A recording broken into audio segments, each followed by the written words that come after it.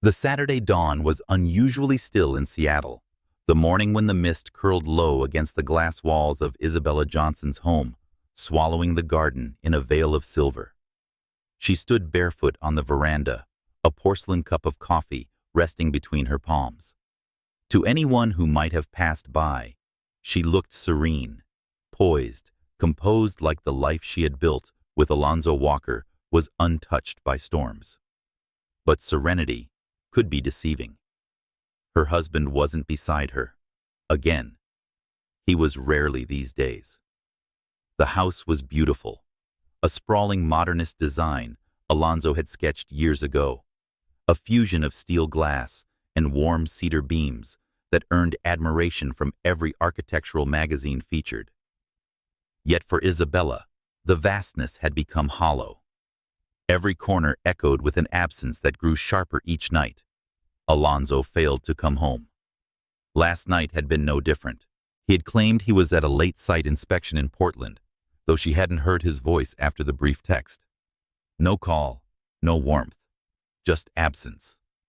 She tried as always to rationalize. He's busy. He's ambitious. He's building something larger than life. But another part of her, quieter, insistent, whispered a truth she had been too afraid to name. Something had shifted. The distance between them wasn't the product of overwork. It was the absence of choice. He wasn't here because he didn't want to be. Inside, the faint chime of her phone's alarm tugged her back. She set the cup aside and walked through the open glass doors. Her phone rested on the side table screen, glowing. Beside it, something caught her eye, Alonzo's tablet. He never left it behind. A ripple of unease passed through her chest. Isabella hesitated, fingertips hovering above the sleek device. She had borrowed it once or twice to browse design portfolios, but this morning her hand trembled, as if the device carried the weight of a secret waiting to be unleashed. One swipe. That was all it took. The screen lit up. A notification blinked across the top, message from Serena Collins. Her breath stalled. Serena. Not just a name, but a face from her past. A model, a brand ambassador, a woman whose path had crossed Isabella's more than once at charity galas and design showcases. They had never been close, but their interactions were polite and warm. Serena had smiled too easily, perhaps, but never in a way Isabella thought twice about. Until now. The message preview glowed on the screen like an ember waiting to ignite. Isabella's finger hovered, trembling, before she tapped, and her world unraveled. Words spilled across the chat window. Playful, intimate, shameless. Plans for a weekend getaway in Napa, disguised as business trips. Photographs. Alonzo's arm draped around Serena's shoulders at an intimate dinner. Stolen shots of them, laughing faces so close, their breaths must have mingled.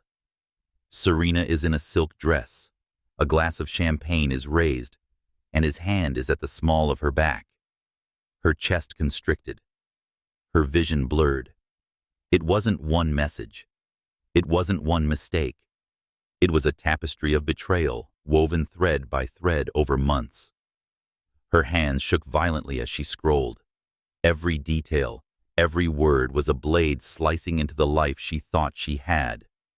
The man she had vowed to stand beside, the friend she had once treated with kindness, together behind her back.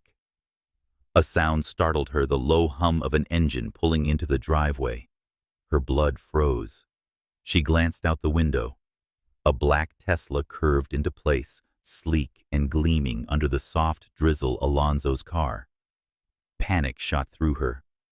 She locked the screen, set the tablet on the table, and stepped back, her heart slamming against her ribs. The front door opened.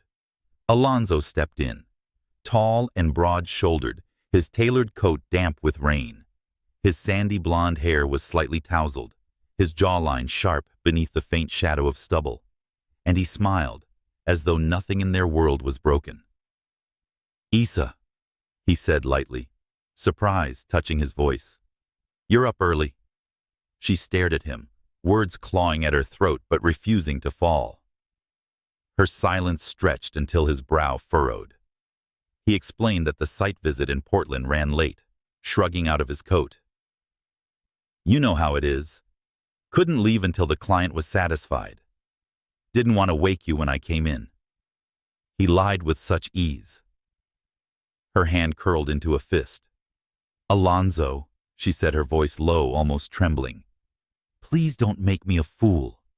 His smile faltered. "What do you mean?" She moved forward, picked up the tablet, and thrust it toward him. The last message thread still glowed on the screen. "This," she hissed. He froze. For a fraction of a second, his carefully polished mask cracked. Surprise flared in his blue-gray eyes, then panic. But it vanished, quickly replaced with a smile that felt too sharp. "Isa," he said softly, stepping closer, hand outstretched. "You don't understand. It's not what you think." Her laugh came bitter, broken. "Not what I think I see everything, Alonzo. Please don't insult me with lies." He tried to reach for her arm, but she jerked away. "I love you," he insisted, desperation creeping into his voice.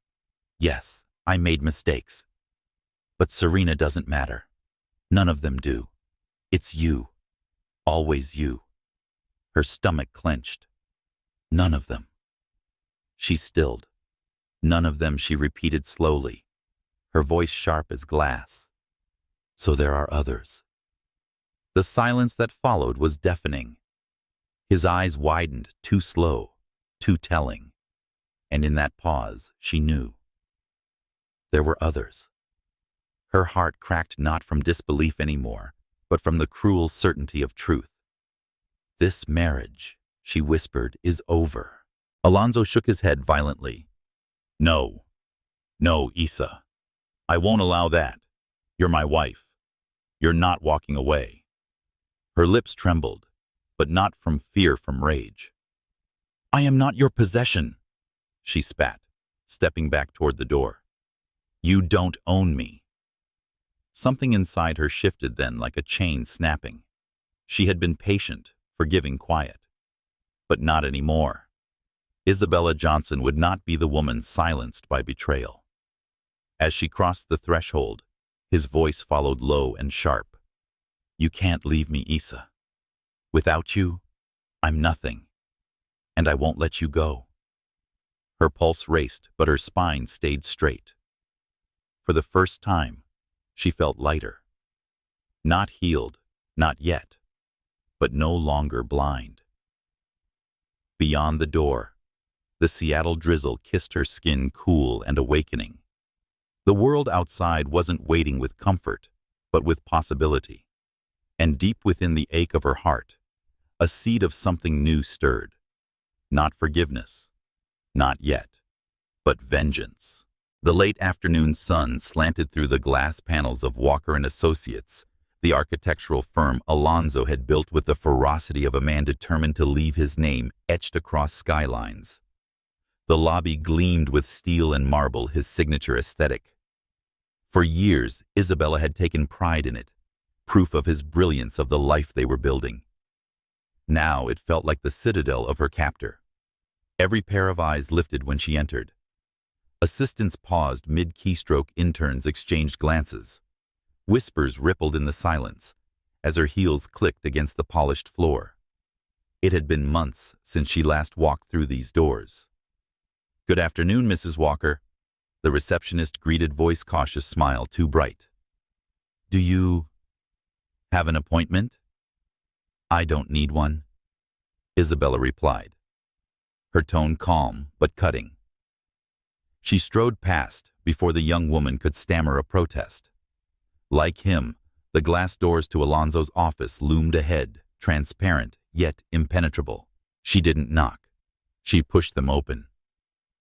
Alonzo looked up from a blueprint spread across his desk, his expression shifting from concentration to disbelief. "Isa."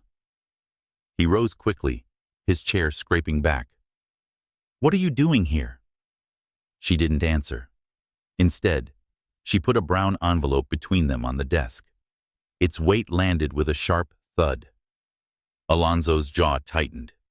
He didn't need to open it to know what lay inside. Annulment papers, Isabella said evenly. Please read them. Sign them. Let's end this. The silence between them throbbed. For a heartbeat, the only sound was the distant hum of the city 20 floors below. Then Alonso laughed low and humorless. Can you erase me with a signature? He stepped closer. His voice dipped into the soft menace she had grown to recognize. Marriage isn't something you discard when you're angry. Her lips pressed into a thin line. Don't twist this into anger. This isn't a tantrum, Alonso. This is clarity. You betrayed me. You chose to end our marriage. I'm only formalizing it. He braced his palms on the desk, leaning forward. You think you understand, but you don't.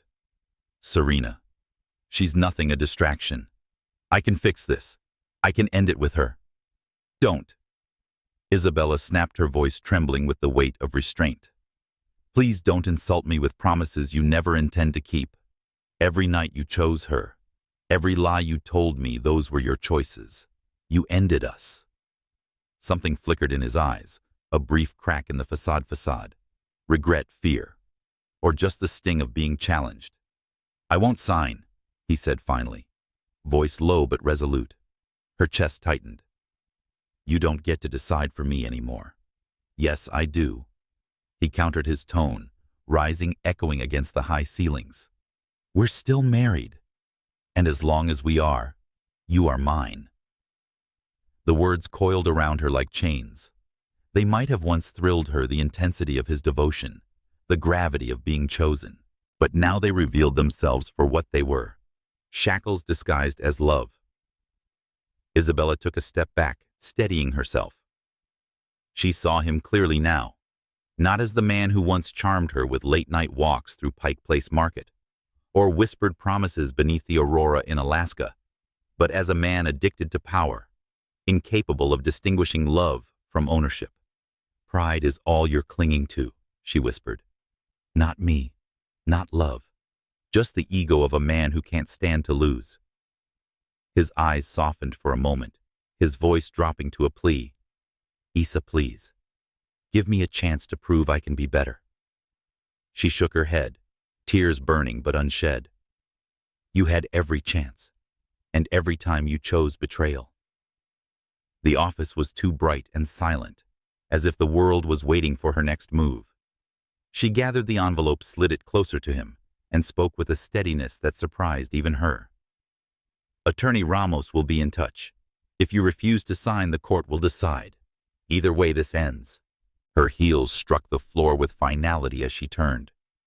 Behind her, she heard him breathe her name like a curse and a prayer all at once. Isabella. She didn't look back.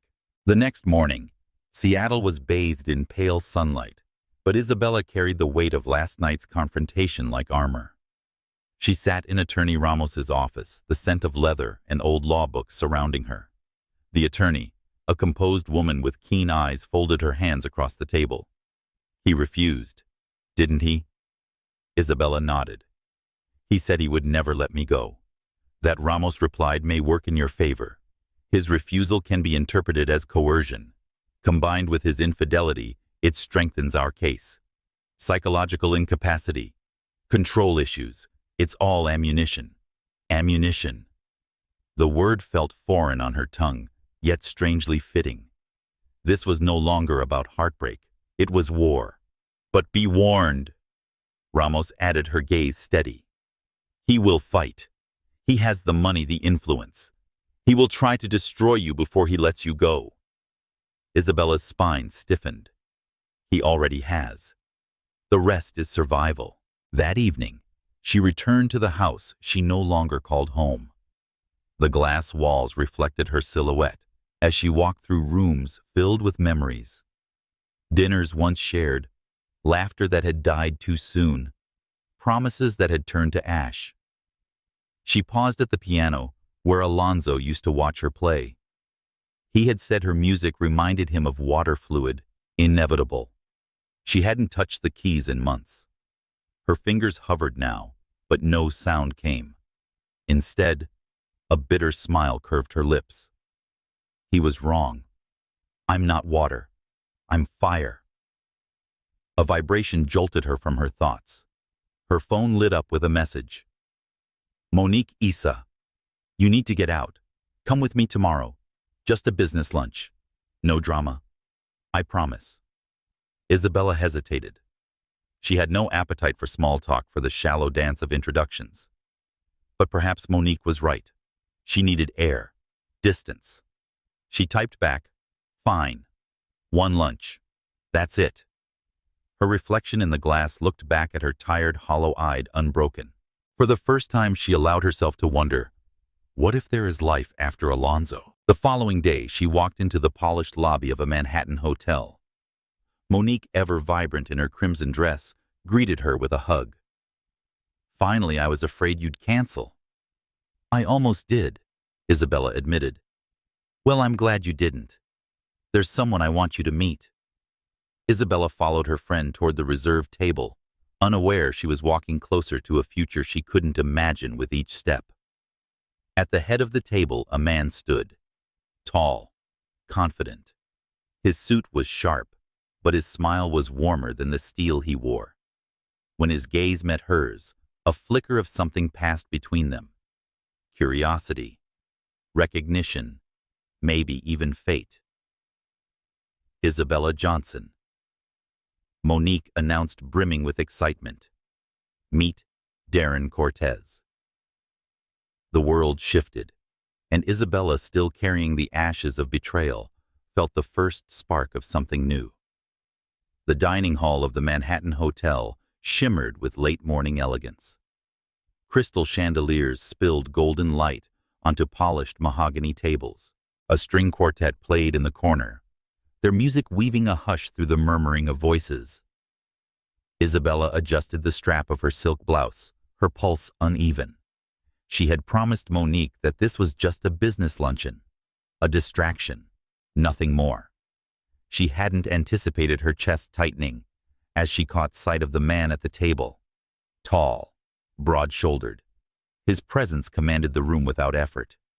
His navy suit was cut with precision, but it wasn't the tailoring that disarmed her. It was his eyes, steady dark, like midnight watching her, as if he'd already known she would come. Monique beamed as she made the introductions.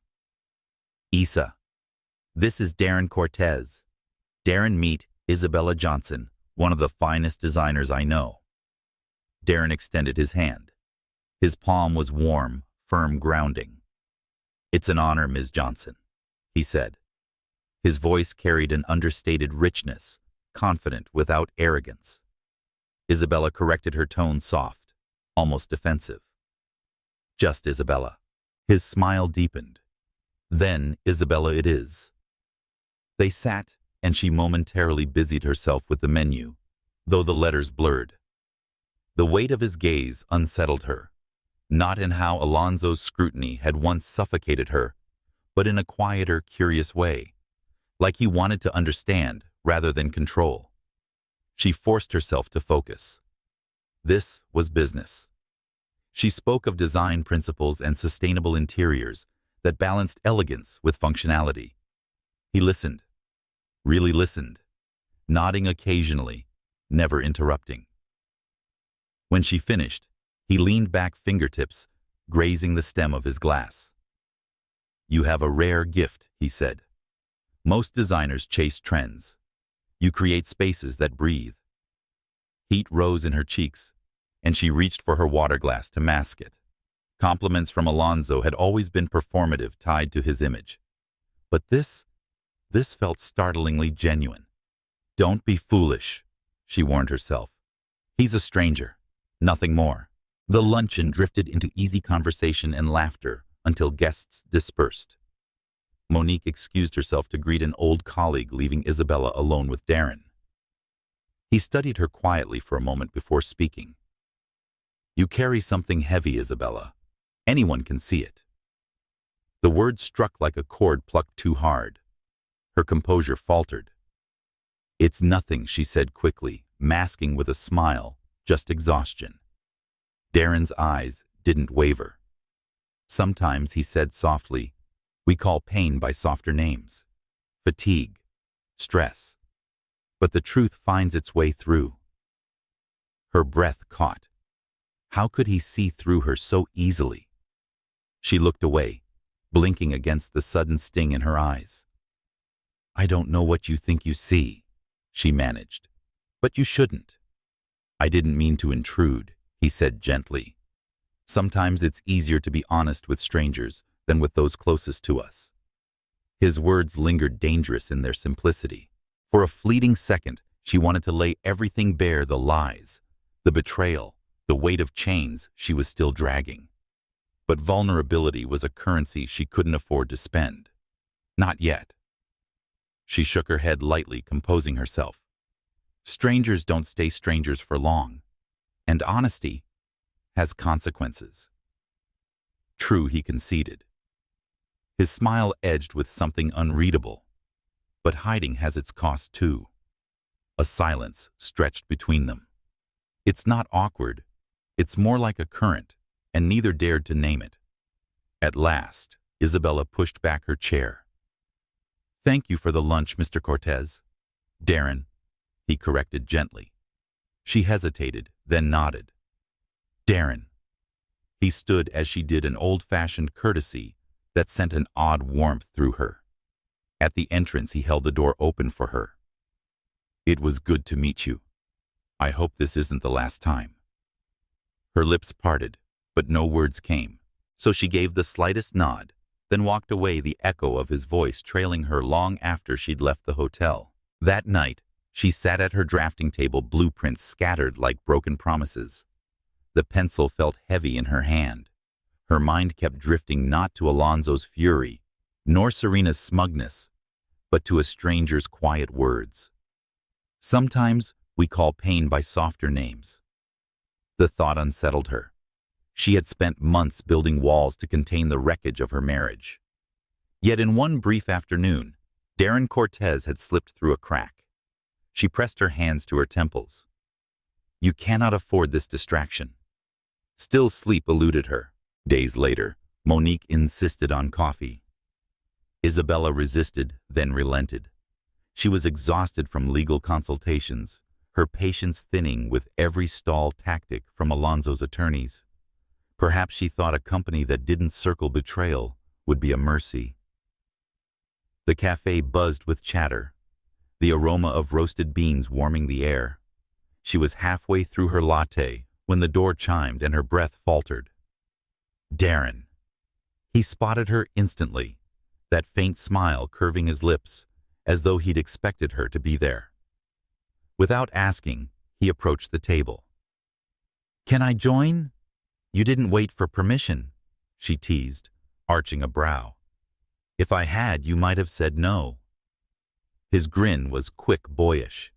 She tried to smother her own smile, but failed. They talked about work cities they loved, and design and architecture, as though the two arts were siblings. For the first time in months, Isabella laughed without bitterness. When the conversation lulled, Darren tilted his head. "You remind me of steel," he said.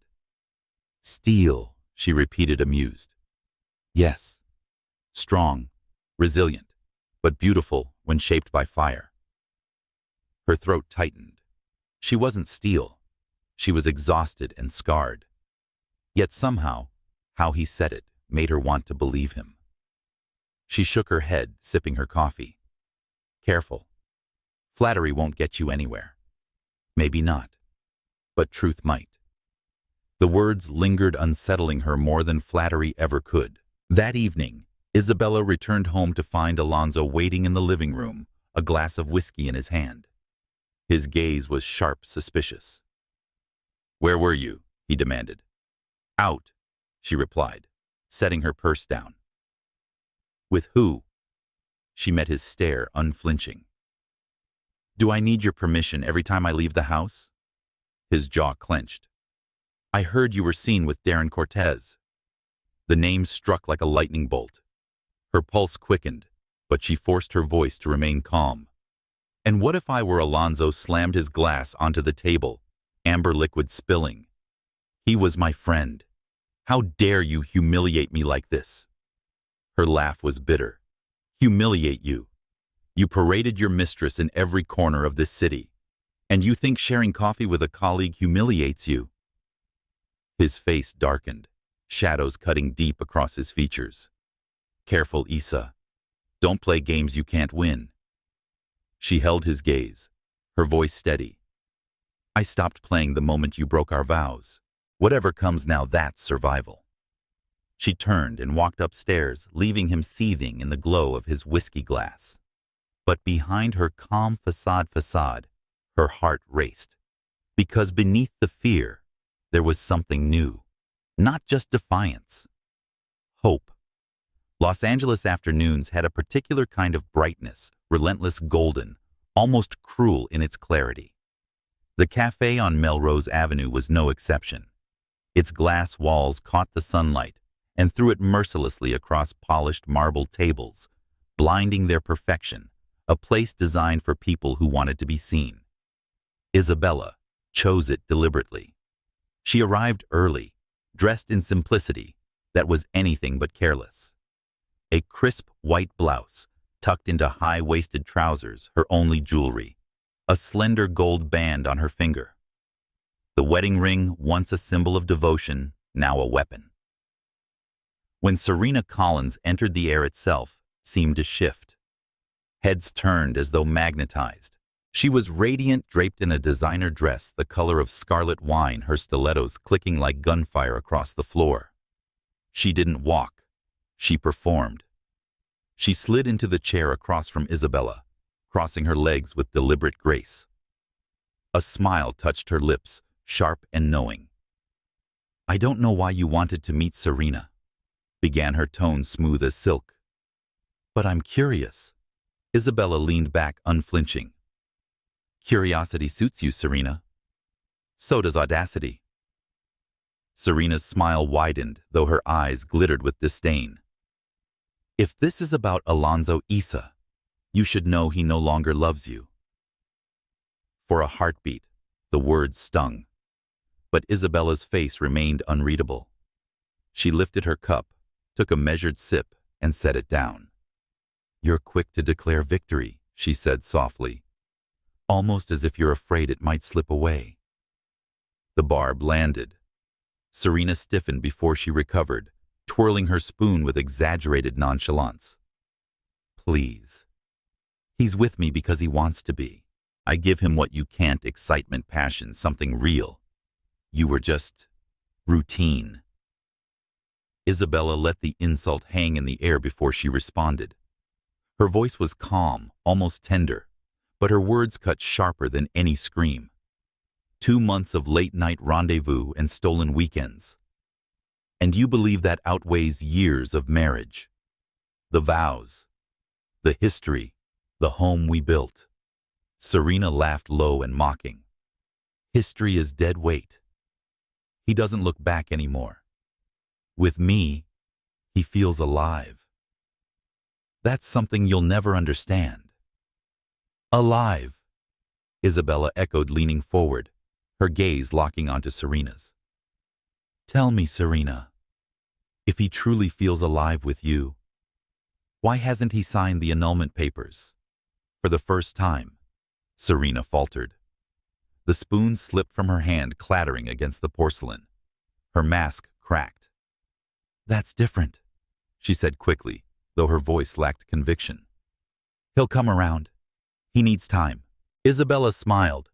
Not kind, but precise, the way a surgeon smiles before making the incision. No, Serena.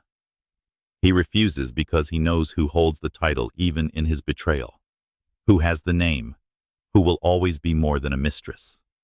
Serena's cheeks flushed, her nails digging into the armrest. He loves me, Isa. He never loved you. You were a convenience. Isabella tilted her head. Convenience. Then tell me, why does Convenience still wear his ring? Why does Convenience still bear his last name? You may warm his bed, Serena, but I am the woman he cannot release. The cafe seemed to hush around them. Conversations quieted, glances stolen. The battle of words was a performance too enthralling to ignore. Serena leaned forward now, her voice a hiss. He'll choose me. He always does. Isabella's eyes glittered not with tears, but with something fiercer. Triumph. No, Serena. He chooses no one. Not truly. He's incapable of love. You will learn, as I did, that Alonzo's affection is a prison disguised as devotion. And when he tires of you, because he will, you'll be left with nothing but the memory of being second. The words landed like a blade. For a moment, Serena's facade fractured completely.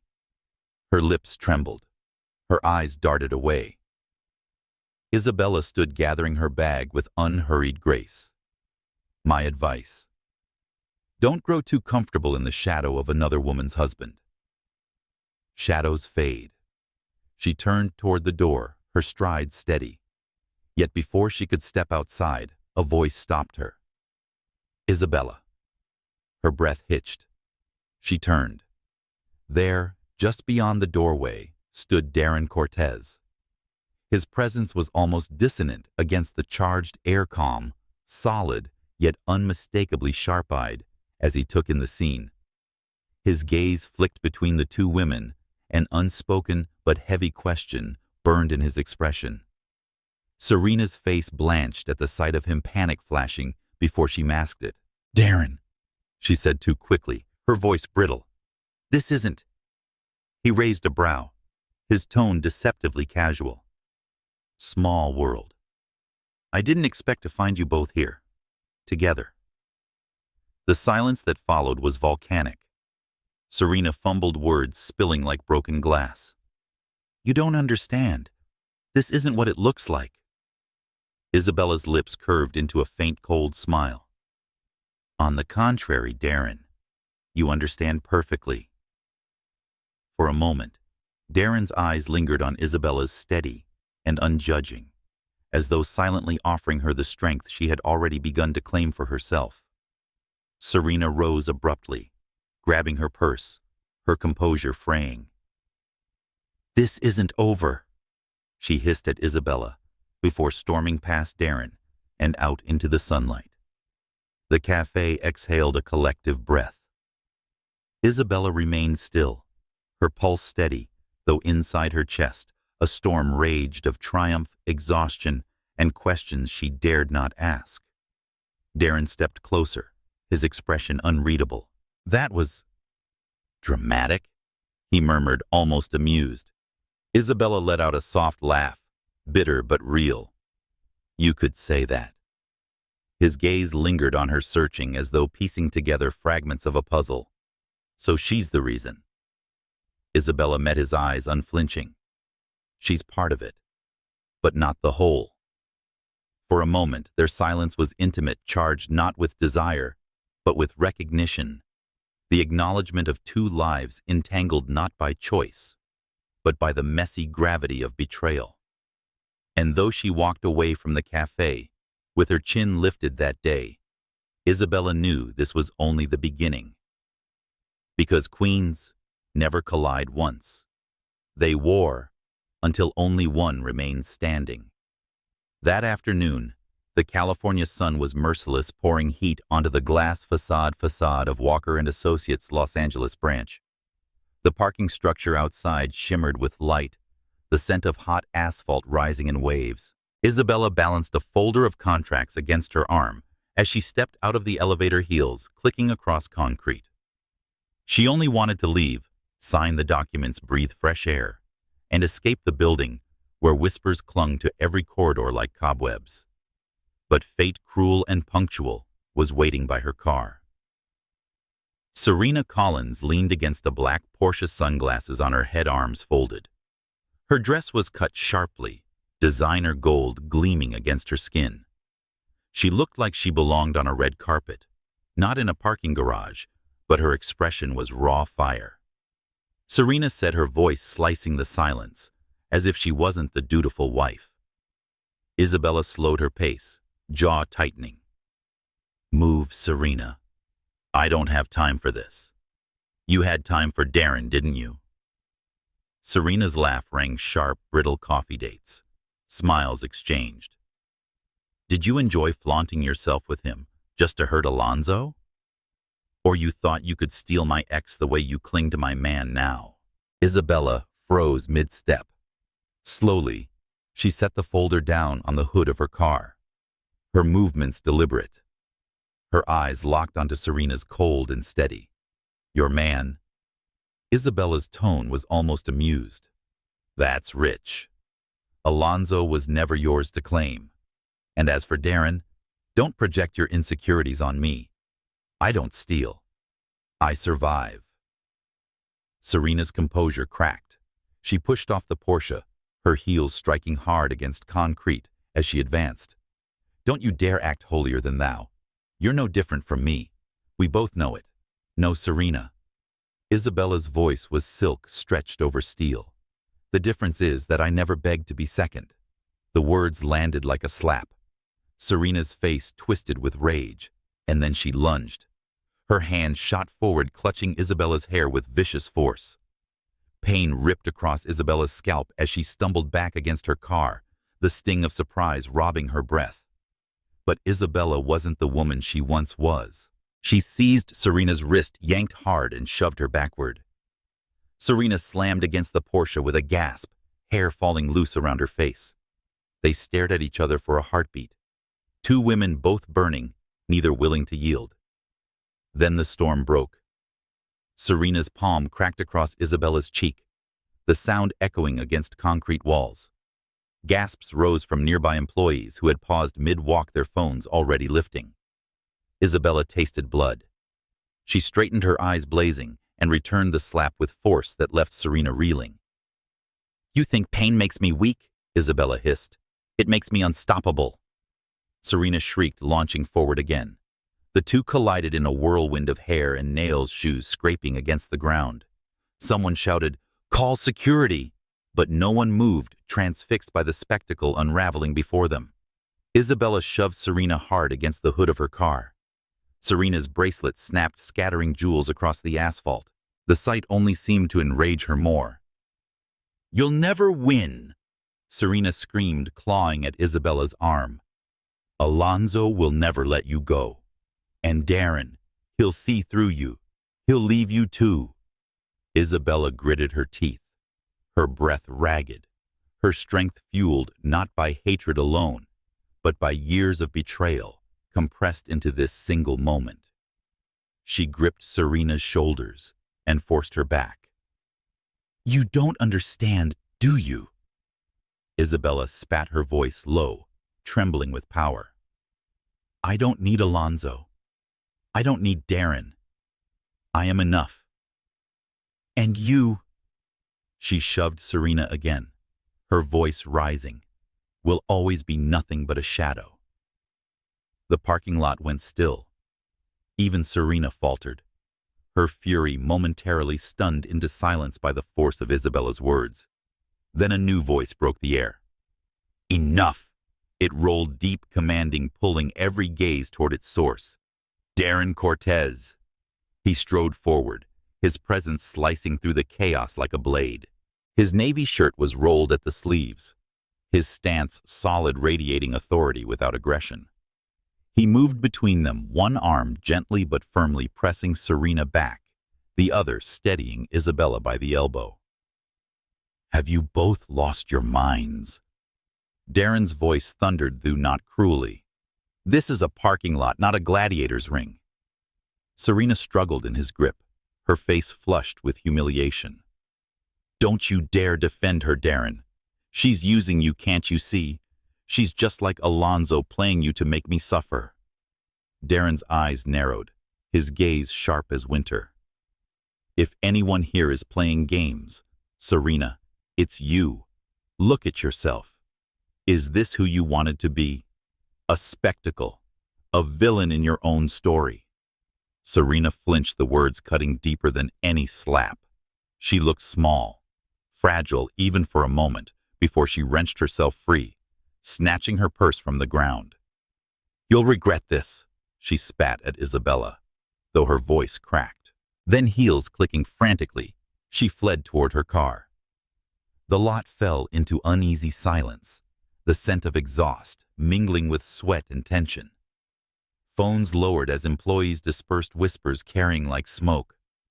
Isabella stood motionless, her chest heaving, her cheek throbbing. Darren's hand lingered on her arm, steady and warm. "Are you all right?" he asked, his voice softer now. She swallowed hard, her throat tight. "I'm fine." But fine was a lie. Fine was the word of a woman whose world had been pulled apart and who refused to crumble in front of witnesses. Her gaze met his, and she saw no judgment for the first time in what felt like forever. Only concern. Only strength offered, not demanded. Something inside her cracked, not like breaking glass, but like a door opening. She stepped back quickly, needing space, needing to breathe. "Thank you," she managed, her voice low. Darren studied her a moment longer, then nodded. "You don't have to fight every battle alone, Isabella." The words lingered heavier than the heat, sweeter than any balm. But she turned, gathering her folder, her dignity, and walked toward her car. She had no intention of letting him or anyone see how badly her hands trembled. Because though she had stood her ground, though Serena had fled, the war was far from over. And deep in her bones, Isabella knew one truth: battles fought in the open were dangerous, but the ones fought in shadows were deadlier still. The city of Chicago unfolded beneath the expansive windows of Attorney Ramos's office, steel and glass towers gleaming against a pale sky. Isabella sat across the mahogany desk, her hands tightly folded, so tightly that her knuckles were whitened. She had dressed carefully this morning, charcoal blazer hair, pinned back lipstick, a shade of quiet defiance. Yet inside, she trembled. Ramos, composed and sharp-eyed, slid a folder across the table. "I've reviewed the details.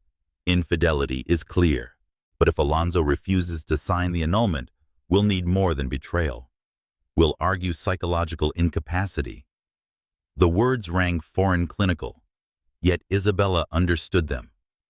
They were another way of saying what she already knew: Alonzo wasn't capable of love, only control. "What exactly does that mean?" she asked softly. Ramos leaned back. "That he is emotionally unfit to sustain a marriage will show his patterns: narcissism, coercion, and lack of empathy. Your testimony will be critical." Her stomach tightened. Testimony. That meant exposing the wounds she had hidden even from herself. Nights of silence, gaslighting that twisted her doubts into imagined guilt. The sting of knowing he shared his warmth with another while she froze beside him. "I'll do it," she said, though her voice was barely above a whisper. Ramos nodded, but her gaze softened. "You need to prepare, Isabella. This isn't just paperwork.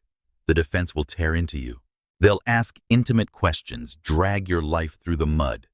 You must decide if you're strong enough to withstand it." Isabella lifted her chin. "I've endured years of humiliation in silence. I won't falter when the truth is finally mine to speak." For the first time, the attorney allowed a faint smile. "Good. Then let's begin." The following days became a blur of recollections. Ramos asked, Isabella answered. Every session was a scalpel slicing open memories she had long buried. When did the distance begin? After the second year, he started staying late. Business trips that never matched the invoices. Did he ever apologize? Only when caught. And even then, the apology wasn't regret. It was a strategy. "Did you feel unsafe?" Isabella hesitated. "Not physically, but emotionally." "Yes. Like a bird with clipped wings told to sing anyway." Each word cost her. Yet with each confession, she felt lighter, like shedding the chains link by link. Still, Alonzo's shadow lingered. She would wake at night, heart racing, half expecting his voice to cut through the dark. "You are mine. You'll never leave." She'd sit by the window watching headlights streak down the street and whisper into the silence, "I will leave. I already have." Evidence followed. Ramos's private investigator compiled photographs, receipts, and witness statements. A hotel manager in Napa recalled Serena and Alonzo checking in under false names. A chauffeur who had driven Serena home from Alonzo's office more than once. Emails, bank transfers, the digital trail of betrayal. Each new piece felt like salt and balm, combined, painful to see, but proof she wasn't insane. Prove the whispers she had ignored for years were real. As she flipped through the documents one evening, Darren's message buzzed on her phone. "Don't let the evidence break you. Let it free you." She stared at the words, breath caught in her chest. He hadn't asked how she was. He hadn't pried. He had seen her again. She didn't reply, but her fingers lingered over the screen longer than intended. The first pre-trial hearing came on a gray morning. Isabella stepped into the courthouse, her heels striking marble, every eye following her. She knew what they saw. The betrayed wife dressed in composure, masking scars with powder and poise. Alonzo was already there. He wore his power like a second suit, tailored navy hair, immaculate eyes, sharp with the arrogance of a man who believed no law could cage him. For a fleeting second, their gazes locked. Time folded back to the first night they met in San Francisco. A rooftop gala champagne lights his hand warm at the small of her back. How easily she had believed. But the illusion shattered when he leaned toward her, now lips curling. "You're wasting your time, Isa. Judges don't break marriages built on names like mine." She met his smile with ice. "Then watch them try." He chuckled, the sound low, dangerous. "You've grown bold. I almost admire it. But boldness without me will destroy you." Ramos stepped between them, voice cool. "Mr. Walker, intimidation won't serve you here. Save it for your counsel." Alonzo's smirk lingered, but Isabella saw the flicker in his eyes, the first tremor of a man who realized his fortress had cracks. That night, she couldn't sleep. She sat on her balcony overlooking Lake Michigan, the city lights shimmering on the water. Her cheek still bore the faint mark from Serena's hand. Her heart echoed Alonzo's threats. Yet for the first time, she wasn't afraid. She thought of Darren's words, Ramos's steady guidance, and her reflection in the courtroom glass. This isn't survival anymore, she realized. This is reclamation. She whispered into the night as though speaking to the younger version of herself, who once believed love could excuse cruelty. "I am not your possession. I am my own." The words carried on the breeze, fragile yet fierce. And as dawn began to break over the lake, Isabella felt something she hadn't in years: anticipation. Not for Alonzo's downfall, not even for Serena's ruin, but for the moment she would stand in court, spine straight, voice clear, and declare herself free. The federal courthouse in downtown Chicago loomed like a citadel of glass and stone, its steps wide enough to swallow whole parades. On the morning of the hearing, news vans and cameras clustered at the base, their lenses trained on the entrance. The fall air bit sharply, carrying the electric buzz of spectacle. Isabella Walker, though she no longer claimed the name in her heart, stepped from the black sedan. She wore no flashy armor, only a tailored navy dress, her hair swept into a bun that revealed the delicate line of her neck. The reporters surged, questions thrown like daggers. "Mrs. Walker, is it true you're seeking annulment on grounds of psychological incapacity? Do you believe Serena Collins destroyed your marriage? Are you and Darren Cortez involved romantically?" Flashes exploded. Isabella didn't flinch. She kept walking, each click of her heels. An answer. I will not be diminished. Inside the courthouse was hushed marble, starkly contrasting the chaos outside. She sat beside Attorney Ramos, who held a steady hand over her wrist. Remember, Ramos murmured, truth is your weapon. Speak it without fear. Across the aisle, Alonzo arrived with his counsel, a man known for dismantling opponents with surgical precision. Alonzo's presence radiated arrogance. Perfect suit, polished shoes, the faint smirk of a man who believed the world still bent to him. Serena trailed at his side, dressed in beige silk that screamed contrived innocence. Yet her eyes flickered restless, scanning the room like a hunted animal. The judge entered, and silence rippled. The trial began. The prosecution moved first. Exhibits appeared on the overhead screen. Hotel receipts, photographs of Alonzo and Serena entering private resorts, emails dripping with intimacy that no business trip could disguise. Isabella's breath caught as the images flashed Serena's laugh in a stolen snapshot, Alonzo's hand curved around her waist. Once those touches had belonged to her. Now they stood as evidence stripped of warmth, reduced to proof of betrayal. Alonzo's lawyer rose. These images, Your Honor, are circumstantial. Business partners dine. Colleagues travel. To assume impropriety is conjecture. Conjecture. Ramos's voice was silk over steel. Mr. Walker could explain why his business partner was seen entering his private condominium at midnight, staying until dawn, repeatedly. A ripple of murmurs spread through the gallery. Serena shifted her hands, tightening in her lap. The judge nodded. Proceed. Then came the moment Isabella dreaded her testimony.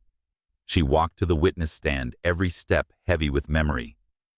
Once seated, she placed her hand on the Bible, swore to tell the truth, and lifted her gaze to meet the court. Mrs. Walker Ramos began gently. How would you describe your marriage? 1,000 answers tangled in her throat. She chose the simplest. At first, it was love. She spoke of their beginnings, the rooftop gala in San Francisco, how Alonzo had looked at her like she was rare, the promises he whispered about forever. For a moment, her voice softened, and even Alonzo's smirk faltered. But then she continued. That love decayed, not suddenly, but slowly. Nights spent alone. Excuses that turned into lies. The man who swore to cherish me began to control me, to make me question myself, to make me feel less than whole. Her voice grew steadier with each word. When I discovered the affair, it wasn't just betrayal of the body. It was a betrayal of the soul. He told me I was nothing, that without him I would crumble. Today I stand here to prove him wrong. The courtroom was still. Even the judge leaned forward, eyes intent. Ramos pressed gently. Did Mr. Walker ever acknowledge wrongdoing?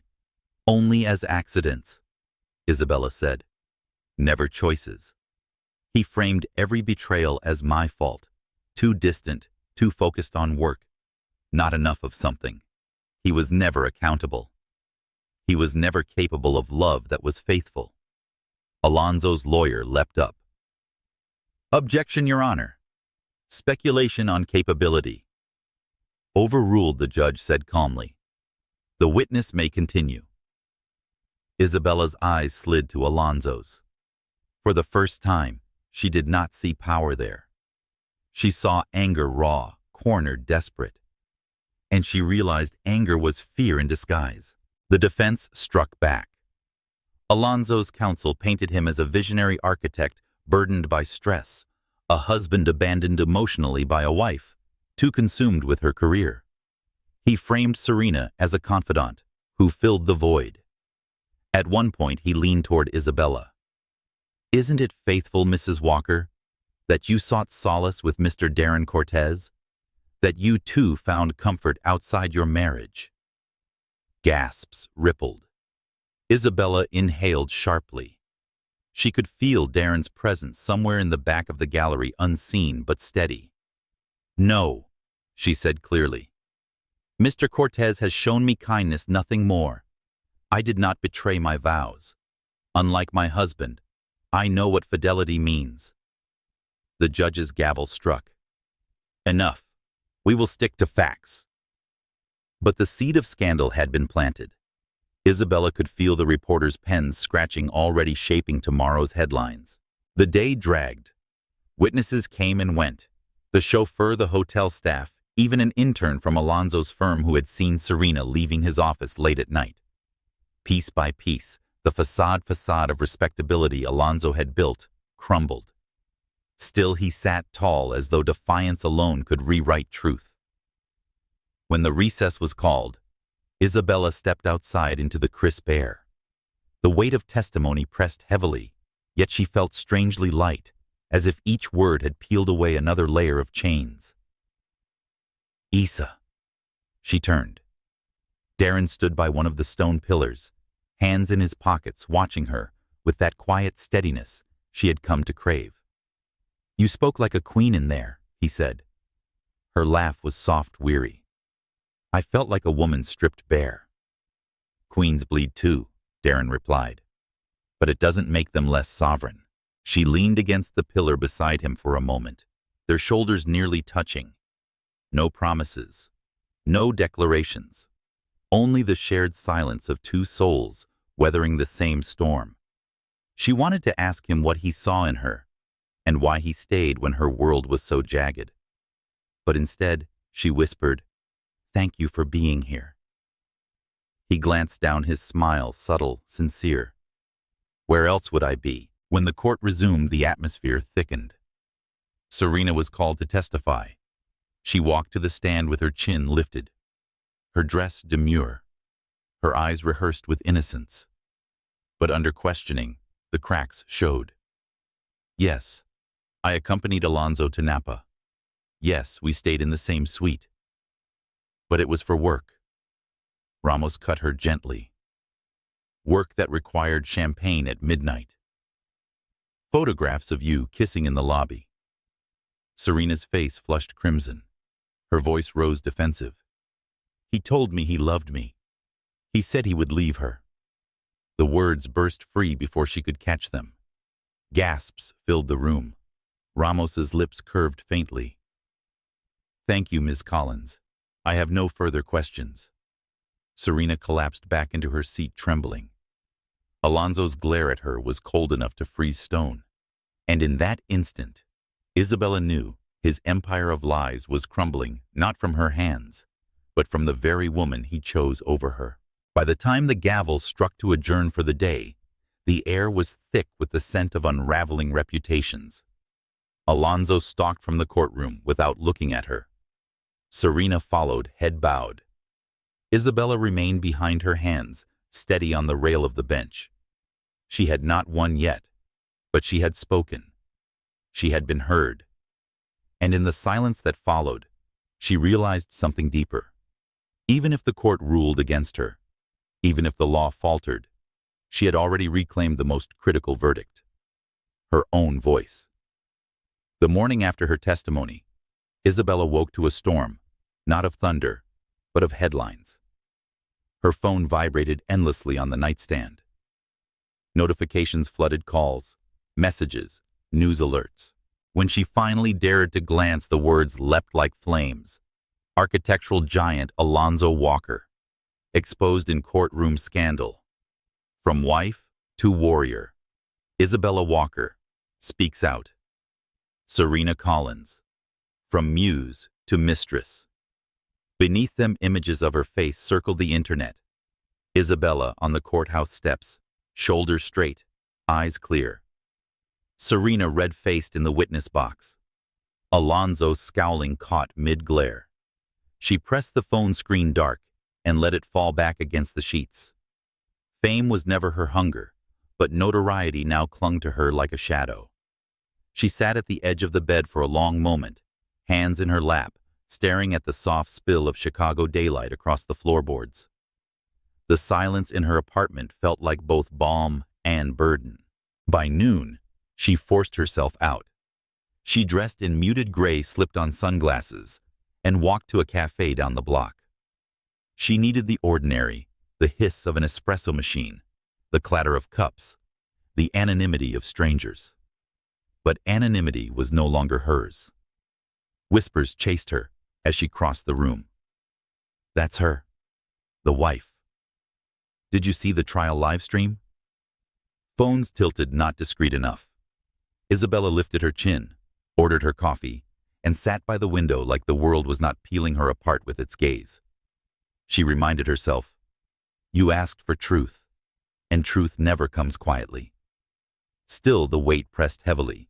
The bell above the cafe door chimed, and in walked Darren Cortez. He spotted her instantly, as though his compass had been set to her presence. No cameras trailed him. No whispers followed. He easily carried himself accustomed to rooms that shifted around him. Yet when he reached her table, his eyes were gentle. Mind if I join? He asked, though his smile suggested he knew the answer. She sighed. If I say no, you'll probably sit anyway. Correct, he said, pulling out the chair. Despite herself, a laugh slipped free. For a while, they didn't speak of the trial. Darren ordered black coffee and stirred it lazily, though there was nothing to dissolve. Isabella traced the rim of her cup, her reflection warping in the surface. Finally, he said, the world is loud right now. Too loud. How are you? Beneath the noise. She hesitated. The question was too real. Not how are you for the cameras, but how are you for the soul? I feel... She searched, exposed, like the world is watching me bleed and waiting to see if I'll collapse. Darren's gaze softened. Then let them watch. Queens don't collapse. They rise. She shook her head. You keep calling me that. A queen. Do you know how exhausting it is to be seen as strong every second, to never be allowed to crumble? Yes, he said quietly. But queens also know when to rest their crowns. You don't have to wear it with me. Her breath caught. She looked away quickly toward the street outside, where leaves scattered gold against the pavement. For the first time in weeks, she felt the sting of tears, not of rage, but of relief. The cafe moment became their quiet ritual. Not daily, not arranged, but inevitable. Darren appeared where she least expected, offering her the space to be fragile and fierce. At night, when the news spun chaos and her phone buzzed with endless interview requests, Isabella would think of his words. You don't have to wear the crown with me. And somehow, sleep came easier. Meanwhile, Alonzo and Serena burned. Articles multiplied, each headline harsher than the last. Former colleagues distanced themselves. Contracts were suspended, and Serena's endorsements were pulled overnight. Paparazzi hounded her as she darted through airports in sunglasses, her once glamorous aura replaced by desperation. Isabella watched from a distance, not with glee, but with strange calm. Justice did not need her applause. It only required patience. One evening, Isabella and Darren walked along the edge of Lake Michigan. The air was crisp, the water rippling like hammered silver under the moon. She pulled her coat tighter, the wind catching her hair. Darren walked beside her, his hands tucked in his pockets. You don't have to walk me home, she said. I know, he replied, but maybe I want to. Silence stretched, not uncomfortable. The lake whispered against the rocks. At last, Isabella spoke. Do you ever wonder why you're here? Why do you keep showing up for me when my life is a battlefield? He stopped walking and turned to face her. Because I saw you. Not the wife in court. Not the headlines. Just you. And that's enough reason. She held his gaze, the world narrowing to the steady warmth in his eyes. Something inside her, tightly wound for too long, began to loosen. But fear was a stubborn thing. I don't know if I can trust again, she whispered. Then don't, Darren said softly. Not yet. Just let yourself breathe. The rest can wait. The simplicity of it unraveled her. No demand, no timeline, just patience. For the first time in months, she smiled without effort. Yet the storm was far from over. The next court date loomed, promising sharper claws from Alonzo's defense. Media chatter hinted at private recordings, accusations poised to twist her words. But Isabella was no longer the woman who trembled in silence. She had begun to find her spine, not in the courtroom, not in the cameras, but in the quiet in the cafe, where Darren's laughter disarmed her, in the balcony, where she whispered her truths to the dawn, in the knowledge that her worth was no longer tied to a man's possession.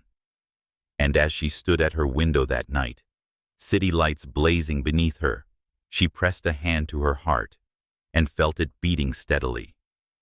Not broken, not defeated, beating for herself.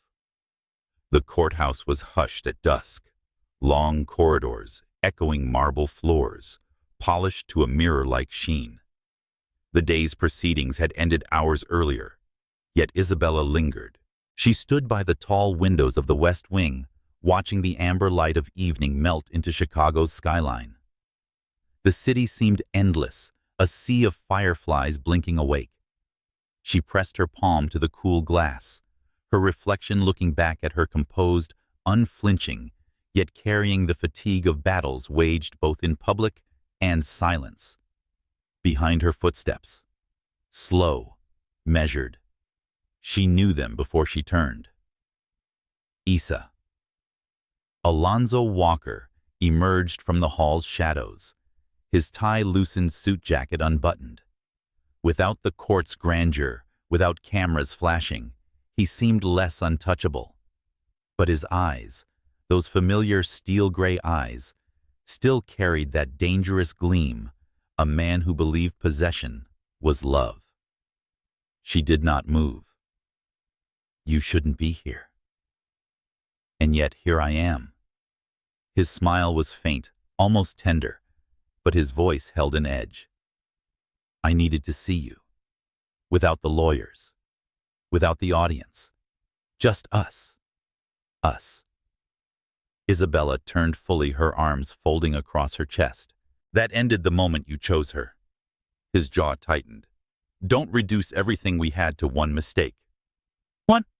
Her laugh was sharp, breaking the stillness like glass. It wasn't one Alonzo. It was 1,000 every lie. Every night you walked out. Every morning you looked at me and pretended nothing was broken. He took a step closer. The scent of his cologne, once intoxicating, now suffocating, wrapped around her. I was under pressure. I lost myself. But you, Isa, you were my anchor. You still are.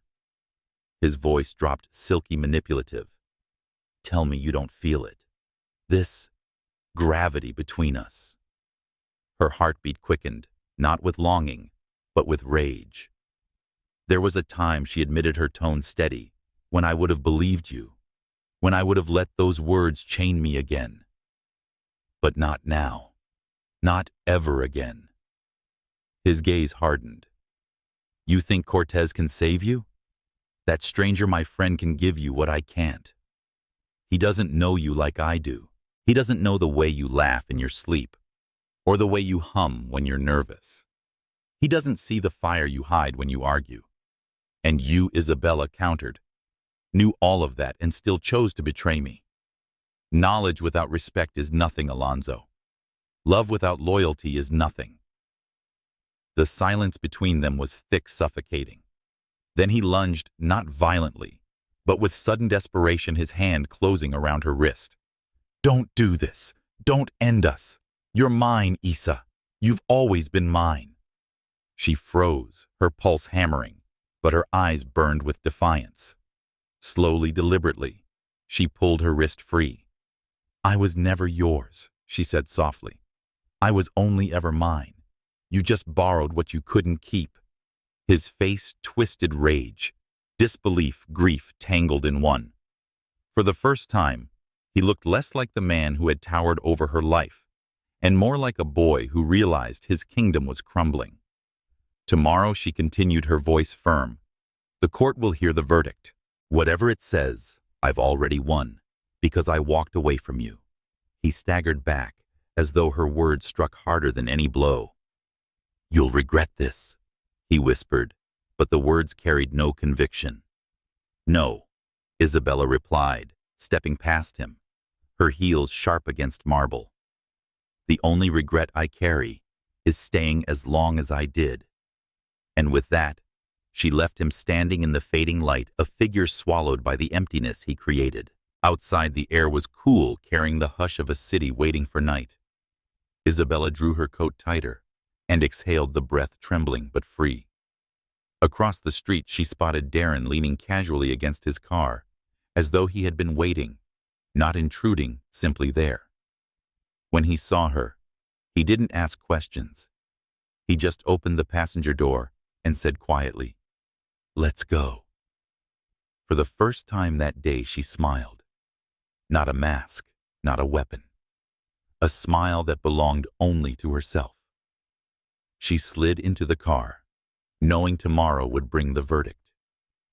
But tonight, she allowed herself the smallest luxury: safety, not in solitude, but in the presence of someone who saw her, not as a possession, not as a symbol, just as Isabella. The courtroom was packed. Reporters pressed shoulder to shoulder in the gallery, pens and cameras ready to catch the collapse of a dynasty. The tension was so thick that even the marble pillars seemed to hold their breath. Isabella sat at the plaintiff's table, her hands folded on her lap, back straight. She had chosen her attire carefully: ivory silk, modest, yet commanding, a quiet echo of resilience. Across the aisle, Alonzo exuded defiance in a tailored charcoal suit, but his face bore shadows, creases that arrogance could no longer conceal.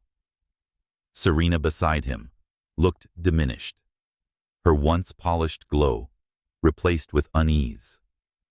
When the judge entered, silence fell. The gavel struck, and the world narrowed to a single heartbeat. After reviewing evidence, testimonies, and considering the grounds of psychological incapacity and concubinage, the judge's voice echoed.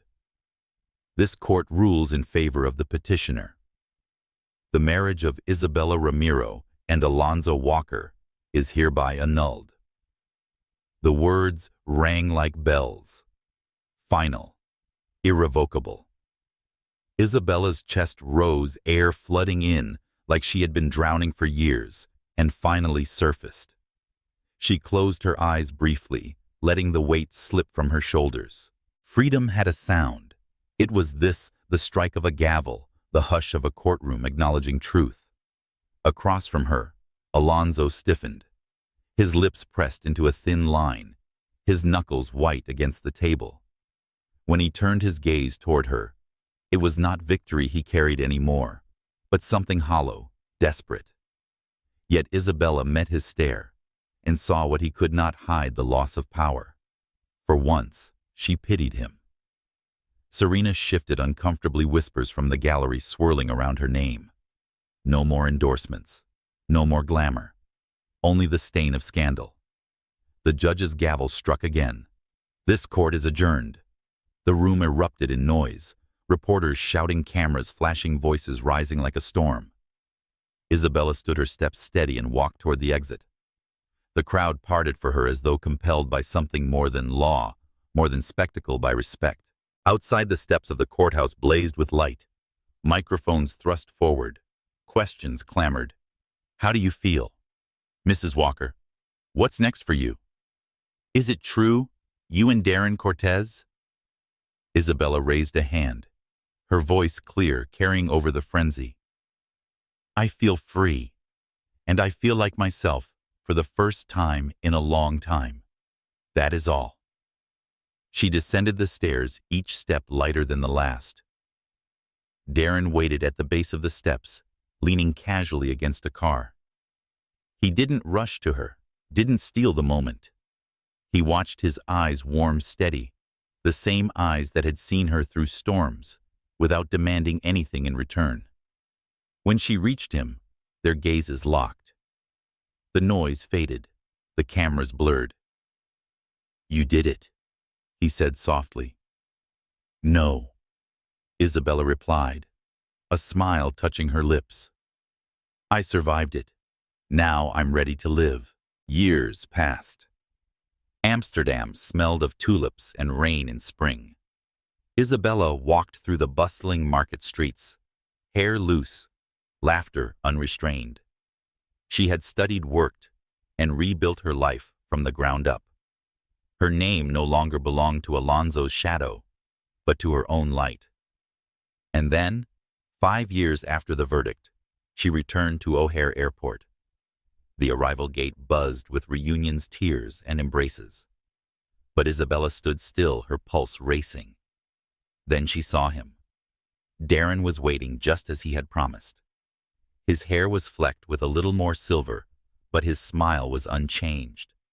A smile that wasn't polished or practiced, but real. She walked quickly, then faster until she was in his arms, the world blurring around them. "I'm ready now," she whispered against his chest. He laughed softly, pulling her closer. "I told you I'd wait." The airport noise faded to nothing. In that embrace, in that kiss, born not of desperation, but of healing, Isabella knew she had not just won freedom.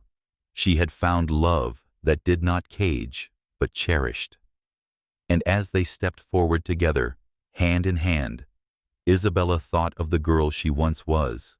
The wife silenced the woman betrayed, and knew she had honored her. By surviving, by rising, by loving again. Isabella's story has ended, but the suspense drama and emotions still linger in the readers' hearts. If you want to continue joining journeys filled with drama, love, and rebirth like this one, hit subscribe so you won't miss any romantic dramas or novels. Don't forget to leave your thoughts about Isabella Darren and this ending. Do you believe in second love after heartbreak? And share this video to spread the story to more hearts. Because every time we read or watch a story like this, we find a part of our strength.